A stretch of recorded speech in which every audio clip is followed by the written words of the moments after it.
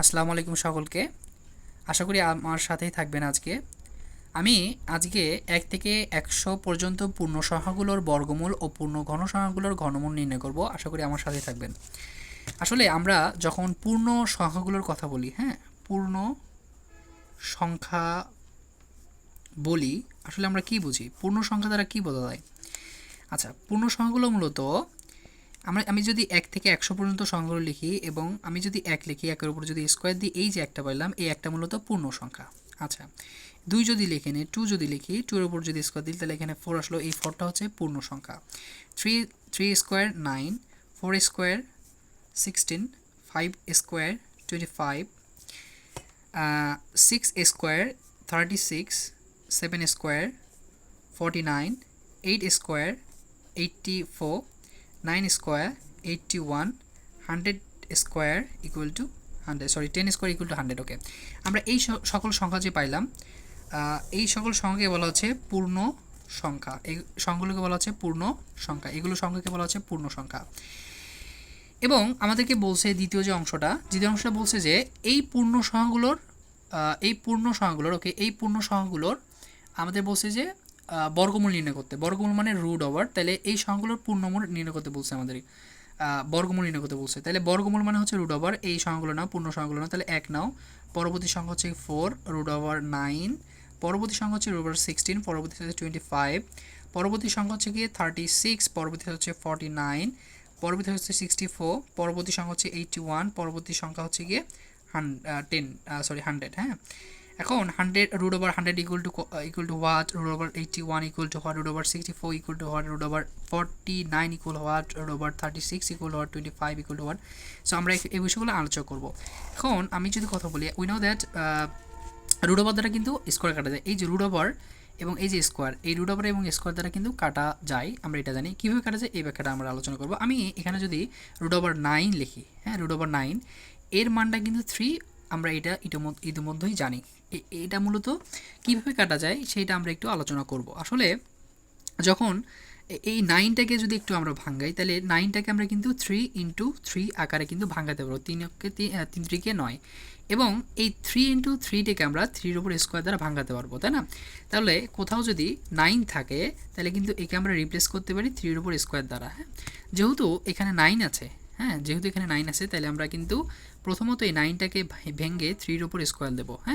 এবং আরেকটা বিষয় এখানে বলে রাখা ভালো যে আসলে এই যে রুট মানে হচ্ছে গিয়ে আপনার 1/2, রুট মানে হচ্ছে 1/2, কিন্তু এই রুটটা কিন্তু 3-র সাথে গুণ হবে না। 3-র ওপরে যে অংশটা আছে, অর্থাৎ 3-র সূচক বলেন এটাকে, 3-র ঘাত বলেন এটাকে, 3-র পাওয়ার বলেন এটাকে, ওইটার সাথে গুণ হবে। অর্থাৎ 3 স্কোয়ার ইন্টু হাফ এইরকম হবে না, এইরকম হবে না, বিষয়টা এরকম হবে না। কি তাহলে হবে 3 স্কোয়ার ইন্টু 1/2। এই যে 1/2টা, এটা মূলত স্কোয়ারের সাথে গুণ আছে, 3-র সাথে গুণ নাই।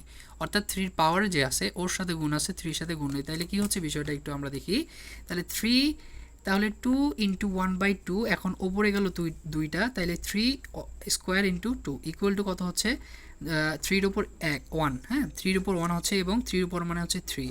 অর্থাৎ রুট 9 মানে হচ্ছে গিয়ে 3, রুট 9 মানে হচ্ছে গিয়ে 3। অনুরূপভাবে আমরা যদি কথা বলি এখানে রুট 81, রুট 81, আমি সবগুলো করতেছি না, আমি জাস্ট আপনাদেরকে বলছি, আপনারা জানেন কীভাবে আমি সেই ব্যাখ্যাটা দিচ্ছি। আচ্ছা, রুট 81 মানে হচ্ছে কি আমরা জানি হচ্ছে গিয়ে 9। কীভাবে একটু আমরা দেখি। রুট যেটা আছে ওইটাকে রাখবো আমরা, 81কে যদি ভাঙাই আমরা, তাহলে আমরা কিন্তু 9-এর উপর স্কোয়ার দ্বারা ভাঙাতে পারবো, তাই না?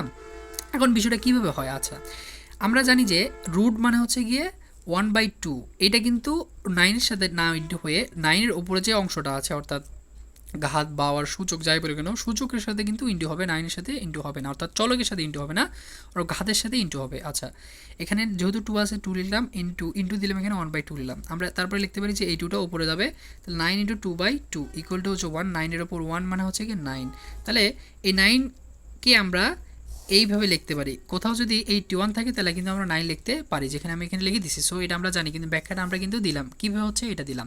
তাহলে রুট ওভার 100 মানে হচ্ছে 10, রুট ওভার 18 মানে হচ্ছে 9, রুট ওভার 64 হচ্ছে গিয়ে 8, রুট ওভার 49 হচ্ছে গিয়ে 7, রুট ওভার 36 হচ্ছে গিয়ে 6, রুট ওভার 25 হচ্ছে গিয়ে 5, রুট ওভার 16 হচ্ছে গিয়ে 4 রুট ওভার 9 হচ্ছে গিয়ে 3 সরি রুট ওভার 2 হচ্ছে গিয়ে root over 4 equal 2 root over 1 হচ্ছে গিয়ে 1। আচ্ছা এইভাবে হয়। এখন এগুলো হচ্ছে গিয়ে পূর্ণ সংখ্যাগুলো ছিল, এই পূর্ণ সংখ্যাগুলোর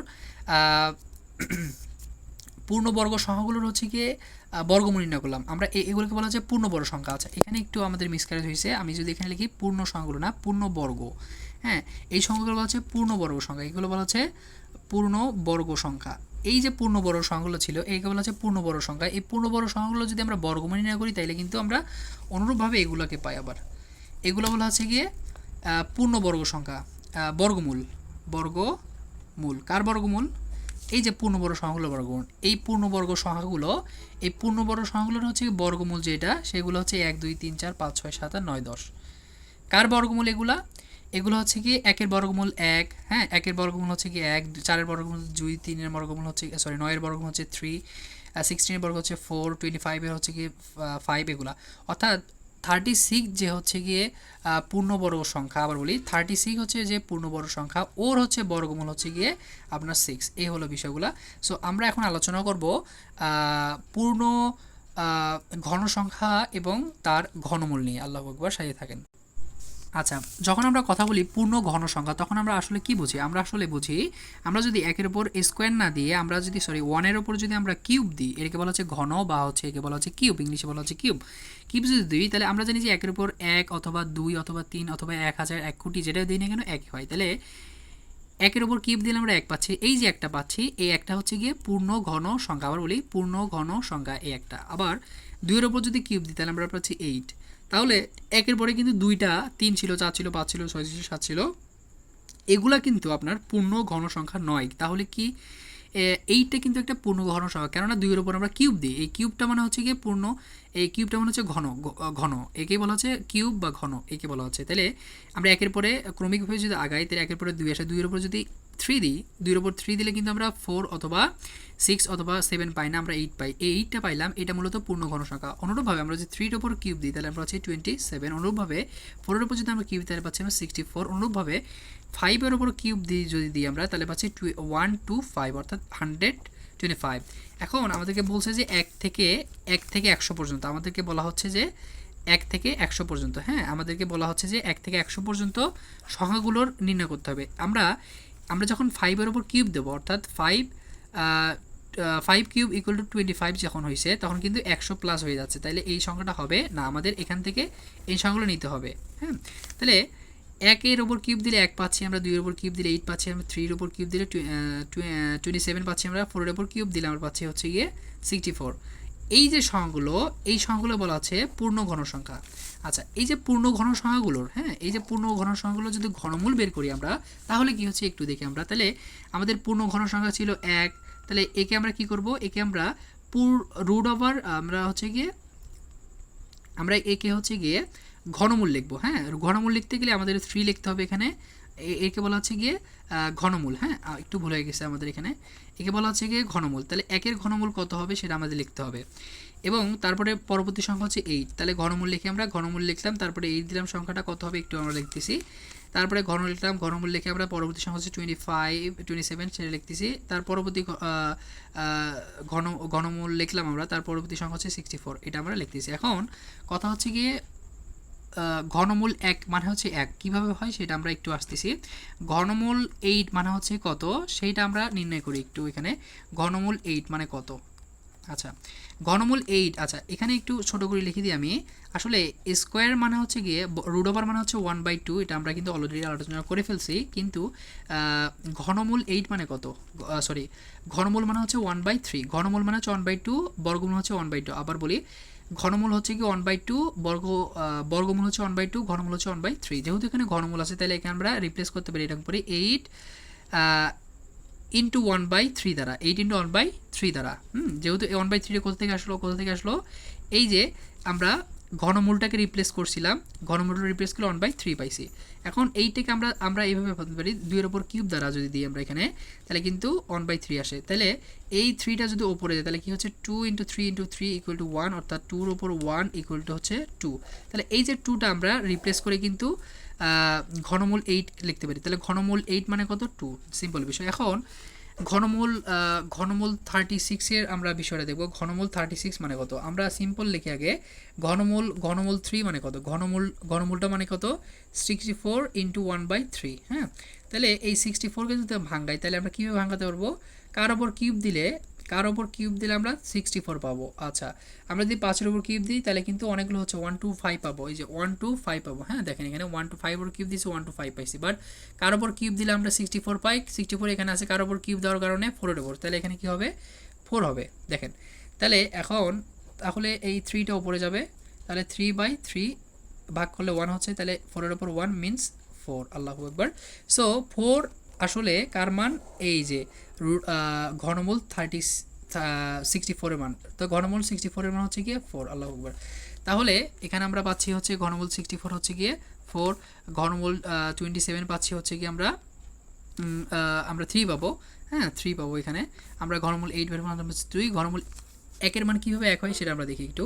ঘনমূল 1, তাহলে 1 এর মানে কত? রুট ওভার মানে কত? 1/3।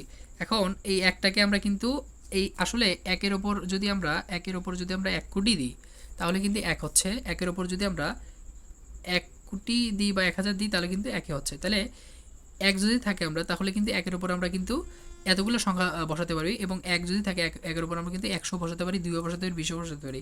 তাহলে এই যেহেতু এখানে 1 আছে তাহলে আমি কি এইভাবে লিখতে পারি? 1 এর উপর কিউব দিতে পারি? হ্যাঁ, দিতে পারি। কেন দিতে পারি না? দিতে পারবো।